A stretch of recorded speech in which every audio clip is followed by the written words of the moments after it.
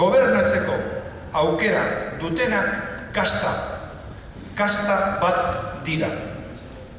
Eta kapitalarekin batera eskubide sozialak eta soldatak ebasten ari dira. Oso azkar gainera egiten dute dena. Krisiak aukera ematen die gure eskubideak txikitzeko eta pres agertzen dira. Agenda zitala ari dira betetzen. Hor ditugu erreforma laborala, urtarrilaren 28-rako iragarri duten pentsioen erreforma, negoziazio kolektiboarena, gaur salatzen ditugun aurrekontuak, eta guzti honek ez dauka zerikusirik krisiaren zergatiarekin. Horregatik, hemen gaudenok elkarren beharra dugu, asko dago jokoan, eta badakigu zenbateko balio duen elkarlanak eta konpromisoak.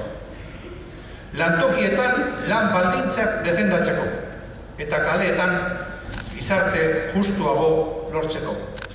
Eta egoera ikusita, mugimendu sindikalak ez dauka beste aukerarik. Alternatiba plazaratzen eta mobilizatzen jarraitu behar dugu.